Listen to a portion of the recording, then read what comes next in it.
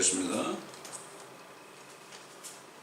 오늘 주의 첫날에 주님의 이름으로 모여서 주님을 찬송하며 기도하며 회개하며 아버지 하나님 또 우리 심령에 영의 생명이신 말씀을 받고자 나왔사오니 오늘도 주의 말씀으로 우리를 채워주시고 그 말씀이 우리가 살아가는데 우리 발에 등불이 되고 길에 빛이 되는 이러한 축복된 삶을 살 수 있도록 도와주시옵소서. 감사드리며 우리 주 예수 그리스도의 이름으로 기도드립니다. 아멘. 자, 계속해서 신명기 오늘 25장 합니다. 신명기 25장 읽어가면서 이 율법들은 유대인들에게 주신 명령들이요 계명들이요 규례들입니다.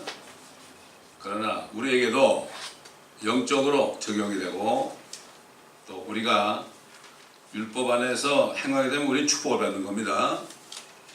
옛날에는 성령을 받기 전에는 우리가 십계명을 지킬 수가 없었습니다. 그러나 성령을 건넌 다음에는 지킬 수가 있습니다. 그렇기 때문에 우리가 은혜로 구원을 받지만 행한 대로 우리가 상을 받는 거죠. Deuteronomy capítulo 25. Deuteronomy 25. 사람들 사이에 논쟁이 있어 그들이 재판을 받으러 오면 재판관들은 그들을 재판하여 의로운 사람들은 의롭다 하고 악한 사람들은 정죄할지니라. 만일 악한 사람에게 매리를 때리는 것이 합당하면 재판관은 그를 엎드리게 하고 그의 잘못에 따라 정한 대수를 그의 면전에서 때리게 할지니라. 그 사람은 그에게 40대까지는 때릴 수 있으나 그 이상은 초과할 수 없으니 만일 그 사람이 초과해서 그에게 많은 매로 그보다 더 때리면 그때는 네 형제가 너를 비열한 사람으로 여길까 하느니라. 율법은 몸으로 죄를 짓게 되면 그 몸을 때렸습니다. 몸을 때린 거예요. 옛날 한국도 누가 죄진 사람이 끌려면 어떻게 했습니까? 이 엎드려 가지고 있으면은 엉덩이를 까고서 곤장을 쳤습니다. 막 그냥 피가 날 정도로 곤장을 치고 그랬죠. 태장을 치고 그랬습니다. 원래 이 체벌은 몸에 하는 벌은 몸으로 지은 죄를 죄값을 받는 겁니다. 이게. 그래서 우리 예수님께서 우리가 몸으로 진 죄들 이걸 사하기 위해서 주님은 엄청난 채찍을 받은 겁니다. 엄청난 채찍을 주님이 받으신 거예요. 우리가 그걸 알아야 됩니다. 우리가 받을 채찍을 주님이 받으시고 우리가 피 흘려야 되지만 주님이 피를 흘리시고 이걸 알아야 돼요. 그렇기 때문에 이 율법서를 우리가 공부하다 보면은 주님이 우리를 위해서 억울하게 당하신 모든 형벌들 이런 형벌들이 어떤 것인가를 우리가 알아야 돼요. 우리가 만약에 율법 아래 했다면은 이렇게 곤장을 맞을 수밖에 없는 이런 사람들이에요. 이런 사람들입니다. 그렇기 때문에 우리 재판관들에 대해서 얘기하는 거예요. 재판관들은 요즘 판사를 얘기하죠. 검사 판사를 얘기하죠. 요즘에 뭐 미국이나 한국이나 온 세계에 재판관들이 이 정치적으로 사람들을 정치적으로 그 사람을 죄인으로 만들고 또 악한 사람을 또 그렇지 않은 사람으로 만들고 이게 얼마나 그렇기 때문에 주님께서는 의로운 재판장입니다. 주님이 이 땅에 오시면 주님의 재판은 의로운 재판관이에요. 요즘 보면 뭐 다 썩었습니다. 다 썩어가지고 그들이 명예 누리면서 결국 그 정치인들의 비율을 맞추고 그렇지 않으면 자기들 자리가 온전하지 못하기 때문에 그렇게 하는 것을 볼 수 있어요. 그래서 의로운 사람은 의롭다고 그러고 악한 사람을 정죄하라 그렇습니다. 악한 사람은 반드시 죄값을 물어야 됩니다.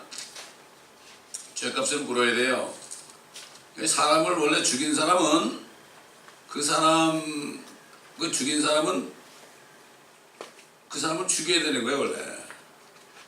이에는 이 눈에는 눈이 되어 있잖아요. 근데 요즘에 사형제도가 폐지되지 않습니까?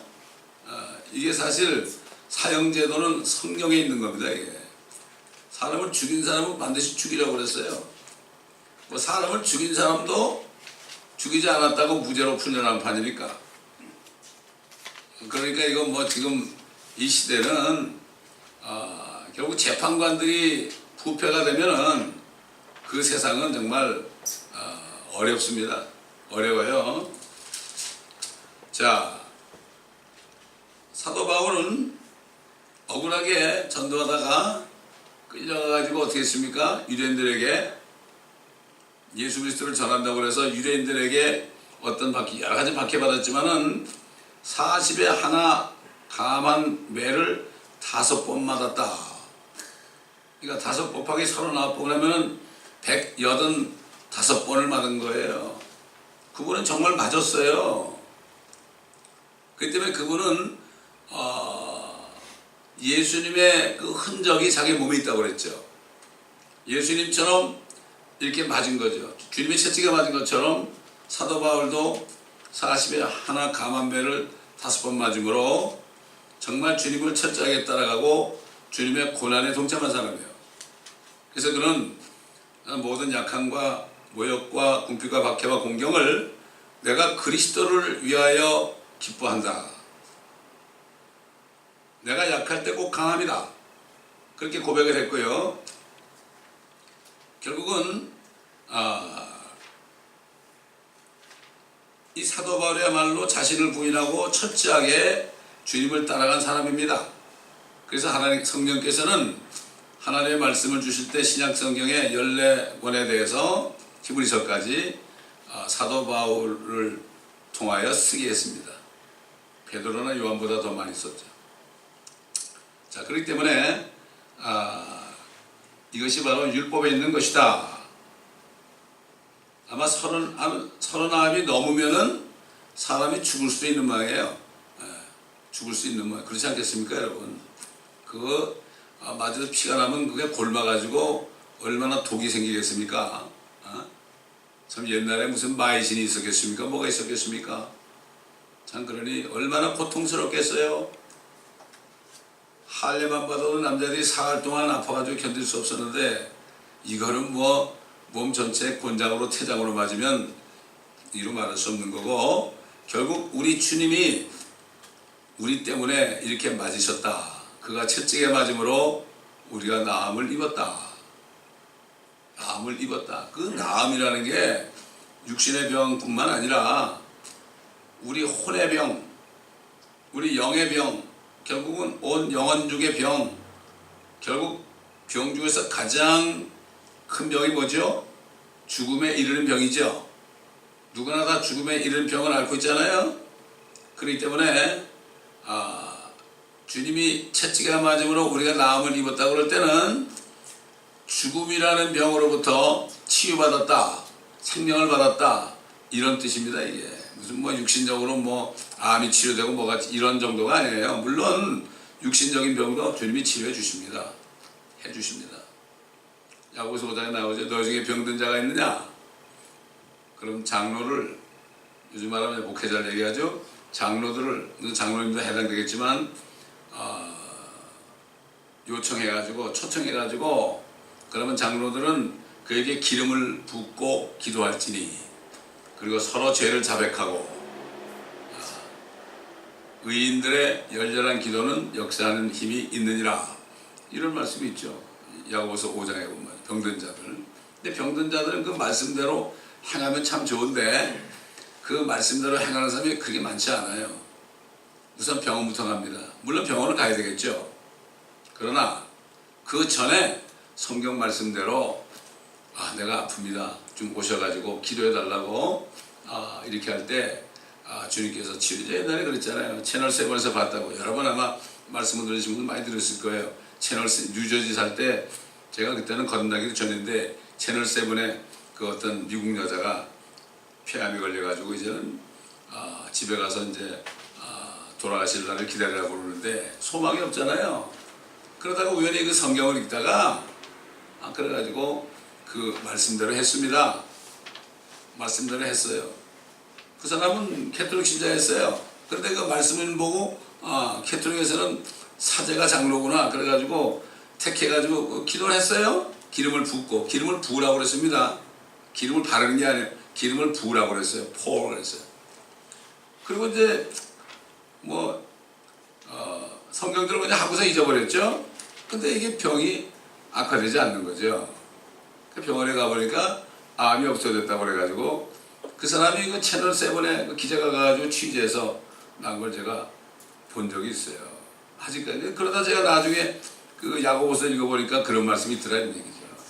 근데 그렇게 하는 사람이 극히 드물어요. 극히 드물어요. 먼저 자기가 요청하라고 돼 있어요. 먼저 이게 믿음이거든요. 자, 그 다음에 이제 4절 봅니다. 이게 동그라미가 있잖아요. 이거 소절이 끊어지는 거예요. 그 단원이. 4절 보면 너는 곡식을 밟아 떠는 소에게 망을 씌우지 말지니라. 소에게 망을 씌우지 말아라. 이게 그냥 진짜 소에게 망을 씌우지 말라 이렇게 볼 수도 있죠.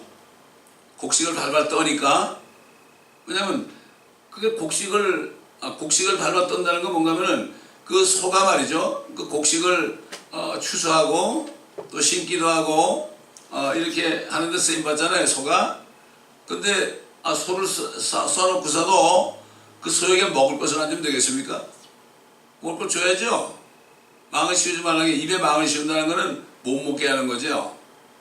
소가 일을 해서 곡식이 남았으니까 소에게 망을 씌우지 말고 곡식을 먹여라 이런 얘기죠. 자, 그런 얘기도 되지만 성령께서 사도 바울을 통해서 이게 어떤 뜻인지 말씀하셨죠. 우리 고린도전서 9장 보겠습니다. 고린도전서 9장.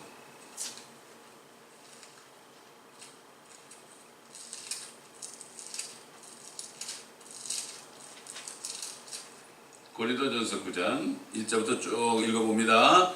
그러면 이제 이게 무슨 뜻인지 알게 돼요. 내가 사도가 아니냐? 내가 자유인이 아니냐? 내가 예수 그리스도 우리 주를 보지 못하였느냐?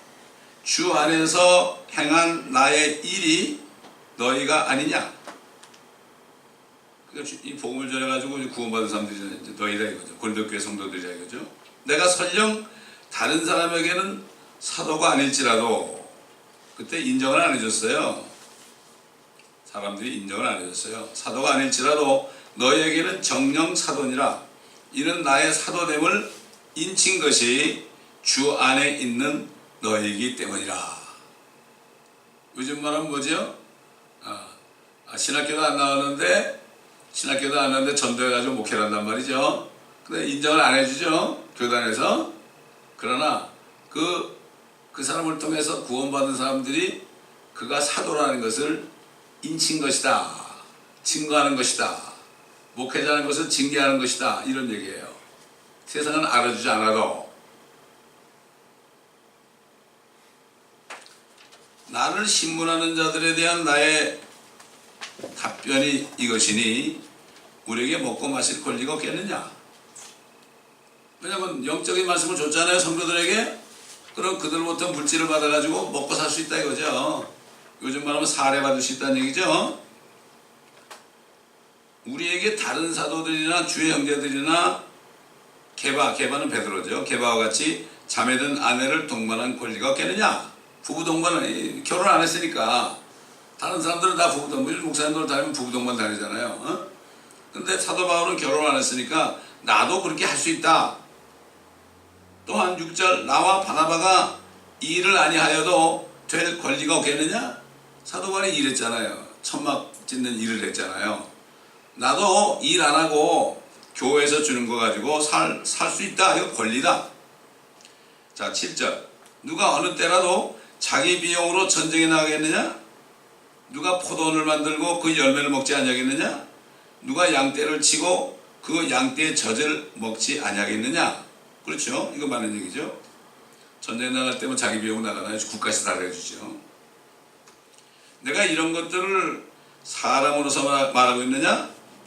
율법도 이것을 말하지 아니하더냐? 자 보세요. 지금 아까 이건 신명기에 있는 말씀이에요. 모세 율법에 기록되기를 곡식을 밟아 떠는 소의 입에 망을 씌우지 말지니라고 하였으니 하나님께서 소들에게 관심을 두신 것이냐? 이거 소가 아니라 이거죠. 아니면 오직 우리를 위하여 말씀하신 것이냐? 이 주의 종들이 소처럼 일하니까 실로 우리를 위하여 기록된 것이니라. 그래서요. 밭가는 사람은 소망을 가지고 갈아야 하며 소망을 가지고 곡식 떠는 사람도 자기 소망의 참여자가 되어야 하리라. 만일 우리가 너에게 영적인 것들을 뿌렸다면 하나님의 말씀이죠. 우리가 너의 물질적인 것을 거둔다 해서 그것이 대단한 일이겠느냐.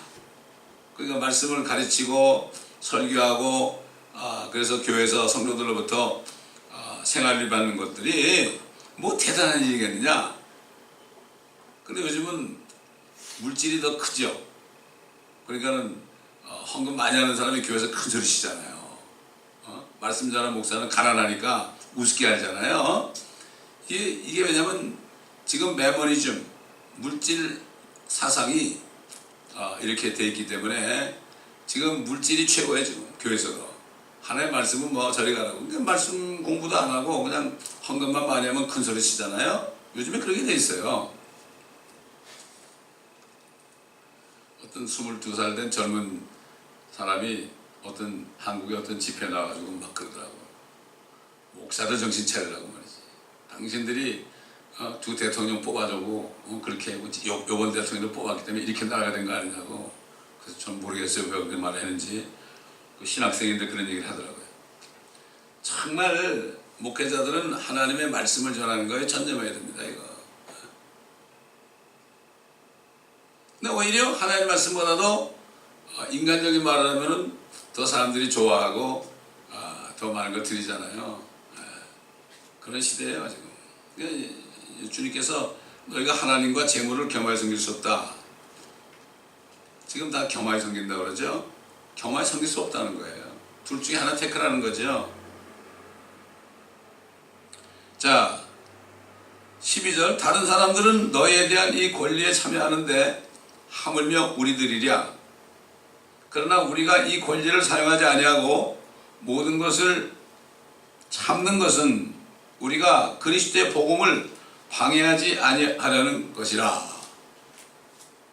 왜 말씀을 가르치는 왜 돈을 받느냐 이렇게 또 하는 사람들 있잖아요. 요즘에 그런 사람들 많아요. 뭐 어떤 목사는 뭐 유튜브에 뭐라 하는가 하면은 우리 교회는 헌금을 받지 않습니다. 이게 아주 자랑이라고. 자기가 먹고 살게 있으니까 그러겠죠. 가진 돈이 있으니까 그러겠죠. 참 그러니 이게 안타까운 거죠. 성도들이 받을 축복을 완전히 막는 거예요. 완전히 막는 거예요. 물론 헌금 많이 하면 뭐 이렇게 부자가 된다 이건 잘못되어 있지만은 그러나 이 물질을 주님을 위해서 쓰게 되면 심는 대로 거둔다는 말씀도 있거든요. 적게 심는 자는 적게 거두고 많이 심는 자는 많이 거둔다. 우리가 이 구분을 잘 해야 됩니다. 그래서 복음의 방해가 되지 않기 위해서 내가 이 권리를 쓸 수 있지만 나는 안 쓰겠다. 이런 얘기입니다. 요즘 시대 똑같아요. 성전의 일을 하는 사람들은 성전에서 나오는 것을 먹고 제단을 섬기는 사람들은 제단에 있는 것으로 나누어 가진다는 것을 너희가 알지 못하느냐. 이와 같이 주께서도 복음을 전하는 사람들은 복음으로 살아야 한다고 명령하셨단 말이에요. 복음을 전하는 사람들은 복음을 전할 때 사람들을 통해 주는 그런 걸 가지고 먹고 살아야 된다. 이런 얘기입니다. 원래가 그렇단 말이죠. 그러나 내가 이런 것을 하나도 사용하지 않았으며 또 이런 일을 기록한 것은 나에게 그렇게 해달라는 것이 아니니 누군가 나의 자랑함을 헛되게 하느니 차라리 죽는 것이 더 나으리라. 참 오직했으면 사도 바울이 이렇게 얘기했을까? 그때 사람이나 지금 사람이나 똑같다는 얘기예요. 정말 말씀을 증거하는 사람들은 외면을 하고 그저 교회 놀이하면서 교회에서 여러 가지 교제하고 뭐 재미있게 골프도 치고 뭐 이렇게 친교를 하고 이렇게 하면 환영을 받죠. 말씀만 가르치면은 환영을 받지 않습니다. 오늘도 마찬가지예요. 차라리 그럴 바에 내가 죽는 게 낫다 이런 얘기입니다. 참 굉장한 얘기죠. 내가 복음을 전할지라도 내게 자랑할 것이 없으니 이는 내가 부득불 해야 할 일이기 때문이라. 맞습니다. 주님이 시켜서 하는 거죠. 사람 때문에 하는 게 아니죠. 만일 내가 복음을 전하지 아니하면 정녕 내게 화가 있으리라. 맞습니다. 목회자들은 말씀을 전하지 않으면 화가 있어요.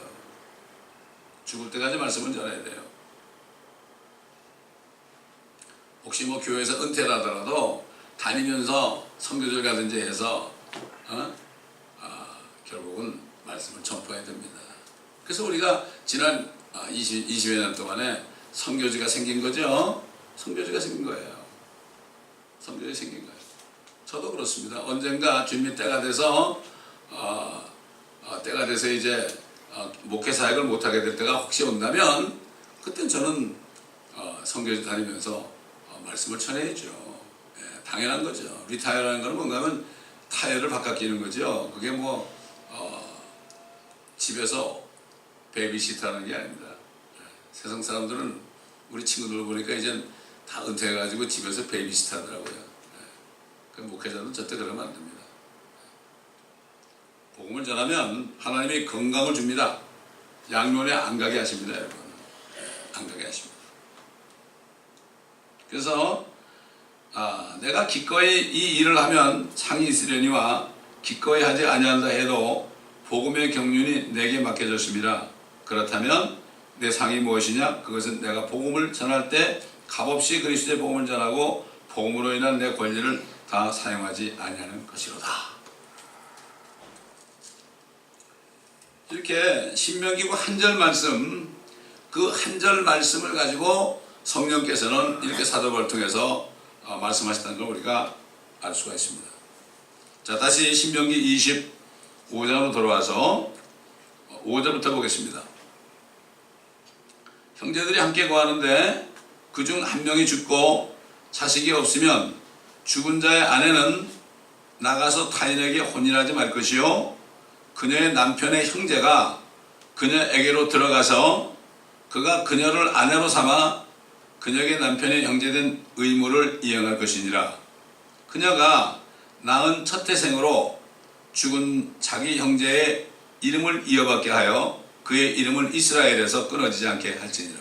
만일 그 사람이 자기 형제의 아내를 얻는 것을 좋아하지 않으면 그의 형제의 아내는 성문 장로들에게 올라가서 말하기를 내 남편의 형제가 이스라엘에서 자기 형제에게 이름을 세워주기를 싫어하여 그가 내 남편의 형제의 의무를 이행하지 않나이다 할 것이요 그러면 그의 성읍의 장로들은 그를 불러서 그에게 말할지니 만일 그가 입장을 고소하여 말하기를 나는 그녀를 취하고 싶지 않노라 하면 그의 형제의 아내는 장로들의 면전에서 그에게 다가가서 그의 발에서 그의 신을 벗기고 그의 얼굴에 침을 뱉으며 대답하여 말하기를 자기 형제의 집을 세우기를 원치 않는 자에게는 이렇게 할지니라. 이스라엘에서 그의 이름을 자기 신을 벗은 자의 집이라 부르리라 할지니라. 자, 이래서 남편이 죽었습니다. 근데 그 남편이 제일 큰 형이에요. 근데 둘째 아들은 결혼을 안 했어요. 그러면은 형수하고 그 남편이 동생하고 결혼해야 됐어요. 결혼해가지고 형의 씨를 이어가게 됐어요. 자기 씨가 아니에요. 장자를 굉장히 중요하게 여기거든요. 그래야 되는데 나 싫다고 우리 형제 늙었고 얼굴도 못생겼고 내가 왜 우리 형의 씨를 받아야 되냐고 내 것도 아니고 내 아들도 아니고 말이죠. 그래가지고 안 하면은 장로 앞에 가가지고 침을 뱉으란 말이에요. 이야, 어떤 이런 일이 있을 수 있을까? 그러니까 사두개인들이 예수님께 와서 그랬잖아요. 이걸 얘기한 거예요. 그래가지고 형제가 여러 명 있는데 첫째가 죽으니까 둘째하고 형수가 결혼했고 또 둘째가 또 죽으니까 또 그 형수가 셋째하고 결혼했고 이렇게 했는데 나중에 부활의 때에는 누구 아내가 되겠나니까 참 머리들 좋아요. 그러니까 주님 뭐라 했죠? 내가 뭐 오해했구나. 부활의 때는 천사들처럼 시집도 안 가고 장가도 안 간다. 이런 말씀을 하신 게 마태복음에 있습니다. 자, 우리 한번 창세기 38장 보겠습니다. 그 유다의 아들이 있었죠? 유다의 아들 중 하나가 이렇게 죄를 졌어요. 창세기 38장.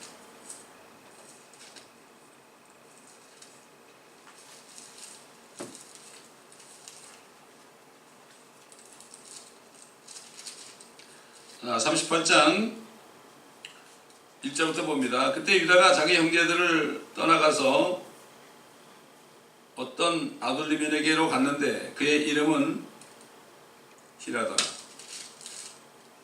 유다가 거기서 어떤 가나안인 수아라고 하는 사람의 딸을 보고 그녀를 얻어 그녀에게 들어갔는데 그녀가 임신하여 아들을 낳으니 유다가 그의 이름을 엘이라 불렀으며 그녀가 다시 임신하여 아들을 낳으니 그녀가 그의 이름을 오난이라 불렀더라. 그녀가 또다시 임신하여 아들을 낳고 그의 이름은 셀라라 하니라. 그녀가 셀라를 낳을 때 그는 계십에 있었으며 유다가 그의 맏아들 엘을 위하여 아내를 얻으니 그녀의 이름은 다말이더라. 주께서 보시기에 유다의 맏아들 엘이 악함으로 주께서 그를 죽이신지라. 유다가 오난에게 말하기를 너는 네 형수에게 들어가서 그녀와 혼인하여 네 형에게 씨를 세우라 하더라. 그렇잖아요? 이렇게 얘기했죠. 법대로, 율법대로 얘기한 거죠. 오난은 그의 씨가 자기 것이 안 될 것을 알았으므로 그의 형수에게 들어갔을 때 자기 형에게 씨를 주지 않기 위하여 땅에다 사장하였더라. 자기가 그렇게 제대로 관계를 해가지고 아들 낳아봤자 자기 형 아들이지 자기 아들이 아니니까 땅에다가 사장했다. 그가 행했던 그 일이 주를 불쾌하게 하였으므로 주께서 그도 죽이시니. 그러니까 유다가 뭐라 했어요? 그 며느리 다말에게 뭐라는 가면 네 아들 셀라가 자랄 때 있어. 막내 아들 자랄 때까지 네 아비 집에서 과부로 남아있으라. 근데 이 다말이라는 여자는 결국은 창녀로 가정해가지고 유다가 왔을 때 창녀로 가정해서 유다를 끌어들여가지고 아이를 낳죠. 그래서 이 다말은 예수 그리스도의 법대로 한 거예요. 법대로 한 거예요. 그 아들을 안 주니까. 그러니까 그 시아버지를 끌어들인 거죠. 그 다말이라는 여자가 정말 그 안 좋은 여자 아니에요? 그런데 유다가 뭐라는가 하면 네가 나보다 의롭다 그렇습니다. 사실 이 성경에 비춰보게 되면은 요즘에 뭐 산화제를 한다 해가지고 얼마나 많은 일이 있습니까? 그렇잖아요? 부부관계 얘 낳지 않기 위해서 어떻게 합니까? 여러 가지 있잖아요. 그거 보면 하나님이 얼마나 참 불쾌하시겠는가. 참 생육하고 번성하라고 그러는데 참 이걸 우리가 여기서 알 수가 있고 노아 때뿐만 아니라 지금 마지막 때도 사람들의 마음과 생각의 상상이 계속 악하다는 것을 우리가 알 수가 있습니다. 우리부터도 그렇게 악한 자가 아니었습니까? 예, 우리가 이걸 알아야 돼요. 자, 11절 신명기 26장 11절 두 사람이 서로 싸우는데 한 사람의 아내가 자기 남편을 치는 자의 손에서 남편을 구해내려고 가까이 다가가서 손을 내밀어 그 사람의 은밀한 부분을 잡거든 너는 그 여자의 손을 잘라버릴지니 네 눈에 그녀를 불쌍히 보지 말지니라. 참, 이 율법에 별 말씀이 다 있습니다. 야, 무서운 말씀이요. 뭐 이거 제가 설명 안 해도 알겠죠, 여러분. 은밀한 부분이 뭔지 알겠죠. 13절 너는 너의 가방에 상이한 저울추 곧 큰 것과 작은 것을 넣지 말고 너는 네 집에 상이한 되곧 큰 것과 작은 것을 두지 말라. 너는 완전하고 정확한 추를 가지며 완전하고 정확한 되를 가질지니라. 그래야 주 너의 하나님께서 네게 주시는 땅에서 너의 날들이 길리니 이는 그 같은 일을 행하는 모든 자와 불의하게 행하는 모든 자는 주 너의 하나님께 가증함이니라. 이게 무슨 말이에요? 자, 추가 있죠. 추 이렇게 평양되는 그 뭡니까 스케일. 이쪽에 1kg짜리 추를 하면 2kg만 딱 평양이 되면 2kg 주는 거 아니에요? 근데 2kg도 안 되는 거를 말이죠. 2kg를 가지고 쏘개가지고 이쪽에 하게 되면은 쌀이나 보리 같은 것이 밀 같은 것이 1kg가 안 되는 거를 사니까 비싸게 사는 거 아니에요. 이게 사기치는 거죠. 이게 사기치는 거예요. 이게 두 개를 이렇게 가지고 있다가 어떤 때는 제대로 쓰고 어떤 때는 제대로 안 쓰고 이거 하지 말라는 얘기죠. 항상 올바른 축 1kg면 1kg 2kg면 2kg 1파운드는 1파운드 2파운드는 2파운드 이것만 가지고 있으라는 얘기죠. 하나님은 굉장히 싫어해요. 자, 우리 잠언 보겠습니다. 잠언 20장 보겠습니다. 잠언 20장. 잠언에도 나오죠.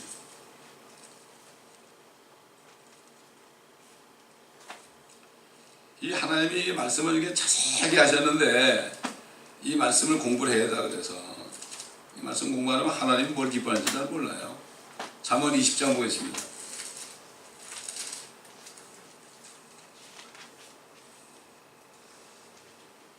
절 보면 상이한 저울추와 상이한 되는 둘 다 주께 가증한 것이니라. 그렇게 얘기했죠. 또 23절 보게 되면 넘어가서 상이한 저울추는 주께 가증한 것이며 속이는 저울은 좋지 못한 것이니라. 속이지 말라는 거죠. 속이지 말아라. 우리가 이거 뭐 장사를 하고 그러면서 정말 적용할 때가 많습니다. 적용할 때가 많아요. 이렇게 얘기하잖아. 나 이렇게 팔면은 믿진다고 그러는 거 있죠. 예? 믿진다. 그런 것도 비슷한 거예요. 같은 얘기예요. 난 믿진다. 이렇게 이 값으로 하면 믿진다고. 이렇게 하는 거. 그 다음에 또 사람들이 너무 깎는 거 있죠. 이것도 별로 안 좋은 거예요, 사실. 너무 깎으니까 사람들이 거짓말 하는 거예요. 믿진다고 이렇게 높이 불러가지고 결국 서로가 쏟고 속이는 거예요. 이런 시대가 된 거예요, 지금. 자, 우리 마지막으로 신명기 25장 17절부터 보겠습니다. 너희가 이집트에서 나왔을 때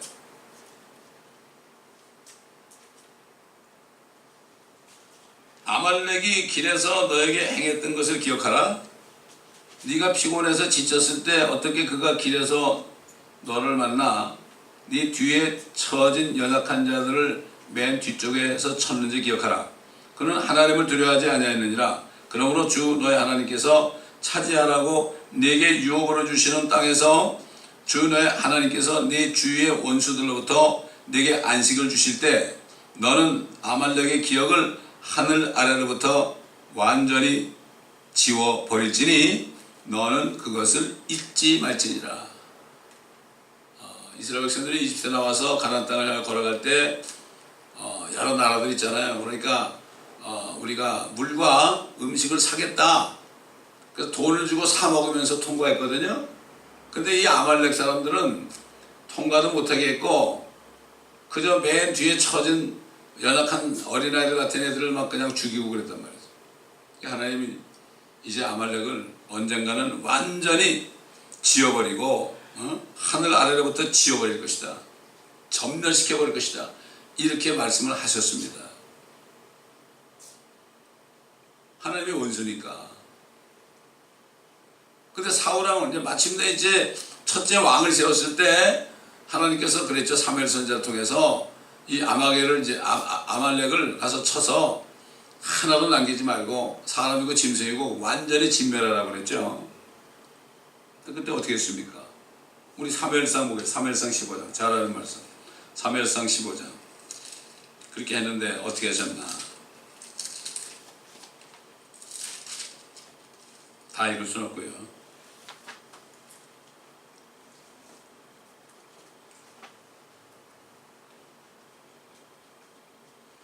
8절부터 보면 아말렉인들의 왕 아각을 사로잡고 모든 백성을 칼날로 완전히 멸하였더라.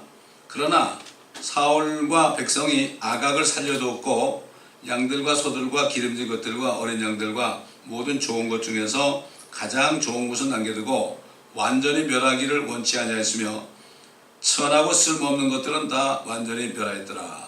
그러자 주의 말씀이 사무엘에게 임하여 말씀하시기를 내가 사울을 세워 왕으로 삼은 것을 후회하노니 이는 그가 나를 따르는 것에서 돌이켜 내 계명들을 이행하지 아니하였습니다 하신지라. 사무엘이 슬퍼하며 밤새도록 주께 부르짖더라. 사무엘이 사울을 만나려고 아침 일찍 일어났을 때 누군가가 사무엘에게 고하여 말하기를 사울이 갈멜에 왔으니 보소서 그가 자기를 위하여 한 장소를 세우고 돌아가서 길갈로 내려갔나이다 하더라.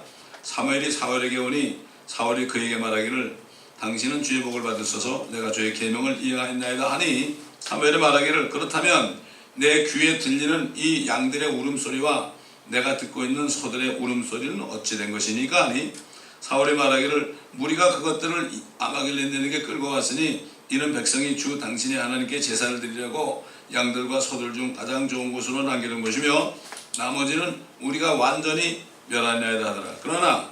그러자 사무엘이 사울에게 말하기를 가만 계시옵소서. 그러면 내가 간밤에 주께서 내게 말씀하신 것을 왕에게 말씀드리리라 하니 사울이 그에게 말하기를 말씀하소서 한지라. 사무엘이 말하기를 왕이 스스로를 하찮게 여기고 있을 때 이스라엘 지파들과 우두머리로 세워지지 아니하였으며 주께서 당신을 이스라엘을 다스릴 왕으로 기름 붓지 아니하셨나이까. 주께서 왕을 떠나 보내시면서 말씀하시기를 가서 죄인들인 아말렉인들을 완전히 멸하고 그들이 진멸될 때까지 그들과 싸우라 하셨는데 어찌하여 왕은 주의 음성에 복종하지 아니하고 탈취물에만 달려들어 주의 목전에서 악을 당하였나이까 하니 사울이 사무엘에게 말하기를 정녕 내가 주의 음성에 복종하여 주께서 나를 보내신 길로 갔으며 아말렉 왕 아각을 끌어왔고 아말렉인들을 완전히 멸하나이다. 그러나 백성이 완전히 멸했어야만 했던 탈취물 중에서 주 당신의 하나님께 길갈에서 제사를 드리기 위하여 가장 좋은 곳으로 양들과 소들을 취하였나이다 하더라. 그러자 사무엘이 말하기를 주께서 번제와 희생제를 주의 음성에 복종하는 것만큼 크게 기뻐하시나이까. 보소서 복종하는 것이 희생제물보다 낫고 경청하는 것이 순양의 기름보다 낫나이다. 이는 거역함은 맞법하는 죄와 같고 완고함은 행악과 우상 숭배와 같은 민이다. 왕이 주의 말씀을 거역하였기에 주께서도 왕을 거절하여 왕이 되지 못하게 하셨나이다 하더라. 물질만 많이 바치면 사람들 되는 줄 알아요. 하나님의 말씀을 거역하면 이건 맞법하는 거예요. 이게 맞법하는 게 뭔가요? 하나님의 말씀을 거역하면 불순종하면은 마귀의 올무에 빠지는 거예요. 합리를 많이 하죠. 나 사실 이거 내가 주님께 좀 많이 드리려고 내가 좀 불법을 했을지라도 주님께 많이 드려야 되니까 우리 교회 재정이 부족하니까 많이 드려야 되니까 이렇게 했나이다. 이게 아니에요. 말씀대로 순종해야 돼요. 순종하지 않으면 마법에 걸려있니. 마귀 시험에 걸리는 거예요. 이게. 마귀 시험에 걸리는 거예요. 이 아말렉을 완전히 다 멸하라고 그러는데 인간의 생각으로 이게 휴머니즘, 소위 동정심 있잖아요. 동정심. 동정하는 마음 때문에 사람들이 하나님의 말씀을 거역한 게 많이 있어요. 하나님의 말씀은 칼날입니다. 좌우에 날이 서 있는 말씀이에요. 이걸 우리가 바로 알지 않으면 내가 주님을 잘 섬기는 거, 예배 잘 드리고 여러 가지 종교 행위를 많이 할지라도 그럴지라도 아무 소용이 없는 거예요. 아무 소용이 없는 거예요. 그렇기 때문에 그래서 우리가 하나님의 말씀을 자세하게 공부해야 되는 거예요. 아말렉을 완전히 멸하겠다. 절대 잊지 말아라. 아까 보니까 그래 됐잖아요. 너는 아말렉의 기억을 하늘 아래로부터 완전히 지워버릴지니 너는 그것을 잊지 말지니라. 근데 사울왕이 헛된 짓을 했습니다. 헛된 짓을 했죠. 이거 그때 사울왕뿐만 아니라 오늘날 크리스찬들이 짓는 죄들입니다. 이 성경을 모르게 되면은 죄를 짓고서는 무슨 죄를 짓는지도 몰라요. 회개할 게 없어. 그냥 뭐 자기 생각에 조금 뭐 잘못한 거 뭐 이런 거 갖다 늘어놓는 거 그 후회지 회개가 아니거든요. 안타까운 시대에 우리가 살고 있습니다. 하나님의 말씀이 없으면 회개할 수 없고, 회개 못하면 말씀으로 씻을 수도 없고, 말씀으로 씻지 못하면은 그저 우리의 영적인 모습이 말이죠, 주름으로 꽉 차 있고 점도 많고 말이죠, 점으로 많고 말이죠. 아무리 뭐 얼굴에 점 뺀다고 됩니까? 안 됩니다. 요즘에 뭐 점 빼고 뭐 이 검버섯 빼고 뭐 이런 게 유행이에요 지금. 세상 사람이나 크리스찬들이나 목사님들 마찬가지고. 그게 아니라 정말 첫째 회개 속에서 사도 바울이 그랬어요. 고린도 교회 성도들 보고 뭐라는가 하면은, 참 너희가 통치자들이 되기를 바란다. 통치자들이 되기를 바란다.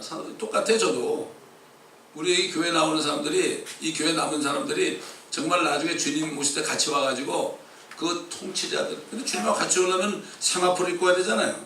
세마포가 뭐죠? 성도들의 옳은 행실이라고 그랬어요. 우리는 행실을 바르게 해야 돼, 통치자가 되려면. 그리고 주의 나타나심을 그냥 사모해야 돼. 주님의 나타나심을 사모하는 사람은 자기 삶을 깨끗하게 하죠. 그 의의 면류관이, 면류관이 뭐예요? 이게 왕이에요, 왕. 면류관이 5개 있지만 하나만 받아도 왕이요. 그렇지 않습니까? 5개 다 받으려고 그러지 말아요. 하나 의의 면류관. 그의 나타나심을 사모하는 게 뭐죠? 춘향이처럼 주님이 공중에 나타난 그날을 사모하는 사람, 이 사람에게 의의 면류관을 준다고 그랬어요. 또 얘기하지만은, 저는 말이죠, 세상 사람들 만나서 이렇게 무슨 얘기 전도하다가 가끔 이런 얘기를 해요. 당신들 말이야, 춘향이 알지? 알지. 그 춘향이 말에 이도령이 뭐 한양 갔는데 언제 올지도 모른다고 갔는데, 그 춘향이는 그냥 죽으나 사나 이도령만 기다렸다. 자, 그럼 크리스찬들이 뭐냐? 크리스찬들은 주님이 가시면서 다시 오시겠다 그러는데, 속히 온다 그러는데 주님 안 기다리는 거 아니야 지금? 변사또가 막이다. 한 번만 수청 들라고 그래. 한 번만. 세상 그래. 한 번만, 딱 한 잔만, 뭐 이런 식으로 이렇게 해가지고 사람을 꼬이죠. 그래서 정숙히 행하라. 한국말로 정숙히 행하라는 게 영어로 서버예요, 서버. 보니까 그 가끔 이 벌몬 같은데 저녁 때 차 운전하고 가면은 거기에 막아놓고서 이제 그 DUI 걸린 사람 체크하는 게 있는데, 거기 보니까 DUI 체크를 뭐라고 썼는가 하면은 sobriety, 서브한가, 그 알코올이 있는가 없는가 이거야. 알코올이 있는가 없는가를 점검한다고 그래서 서버라는 거는 알코올 기운이 없어야 되는 거야. 우리 피 속에 알코올 기운이 하나도 없어야 되는 거야. 맥주 한 잔도 안 돼. 그래서 어떤 목사님들은 뭐 적당히 마시면 된다고, 그 젊은이들이 너무 좋아하죠. 너무 좋아하지. 요즘 뭐 술 안 먹는 사람 뭐 목사님부터는 몇 명이 되겠어요. 그게 우리는 피 속에 알코올 기운이 없어야만 영이 깨끗해지는 거예요. 이걸 우리가 바로 알아야 됩니다. 한 잔인 두 잔은 문제가 아니에요. 그래서 그러는 거예요. 그래서 그러니까 성령 있는 사람이 그렇게 마시면 어떻게 돼요? 그때 가서 흐려지는 거예요. 목사님들은 설교가 안 나오는 거니까 남과 베낄 수밖에 없는 거예요. 그래서 그렇게 되는 겁니다. 그러므로 오늘도 신명기 말씀을 통해서 여러 가지를 우리가 배웠습니다. 이 말씀을 아는 것하고 모르는 것하고 하나가 땅 차이예요. 그래서 율법서, 토라, 율법서를 우리가 공부해야 되는 것이 뭔가 하면은, 율법서를 읽어볼 때, 내가 죄인이구나. 재판관들이 때릴 때 39대만 때려라, 이렇게 한 것처럼 우리는 39대 뭐 계속 맞아야 되죠. 사도 바울은 5번 맞았지만 우리도 죄를 짓다가 두드려 맞아야 되는데, 안 맞아도 되는 것은 주님이 우리 위해서 채찍에 맞아 그렇단 말이죠. 곤장보다 더한 거예요. 채찍은 그냥 뭐 이만한 쇠방울이 달렸고, 이 낚시 같은 그 후크가 달려가지고 한번 딱 치고 탁 끄집으면 말이죠, 살점물이 떨어져 나가고 피가 철철 나고, 그리고 뼈가 다 드러나게 하는 거예요. 이게 주님이 그런 채찍을 맞았어요. 채찍에 맞음으로 우리가 나음을 입었다. 죽음으로부터, 죽음의 병으로부터 우리가 치유되었다. 우리의 육신의 병은 있을지 몰라도 사도 바울도 평생을 육체의 가시가 있었죠. 디모데도 평생을 네가 안 좋았죠? 그러나 주님께서는 우리를 완전 치유해 줬습니다. 죽음으로부터 사망으로부터 생명으로 옮겼다고 그랬습니다. 이게 얼마나 큰 축복입니까? 율법서를 공부하기 전에는 우리가 얼마만큼 죄인인지 알 수가 없어요. 알 수가 없어요. 기도하겠습니다. 감사합니다. 오늘도 신명기 25장 말씀을 통하여 여러 가지 말씀들을 우리에게 들려주셨습니다. 이 말씀을 듣기만 한 자가 되지 않고 이 말씀 안에 행함으로 이제는 율법의 죄로부터 해방을 받았지만 그러나 율법을 우리가 기쁨으로 행할 때 이것이 우리에게 축복이 되옵소서. 옛날엔 몸으로 죄를 지어서 우리가 주님의 은혜로 구원받았지만 이제는 이 몸으로 말씀드린 행함으로 이제는 상을 받는 저희가 되게 하시고 모두가 다 통치자들이 되는 이러한 상을 받을 수 있도록 주님 은혜 베풀어 주시고 이 말씀을 듣는 모든 인터넷 성도들에게도 동일한 은혜를 부어 주옵소서. 감사드리며 우리 주 예수 그리스도의 이름으로 기도합니다.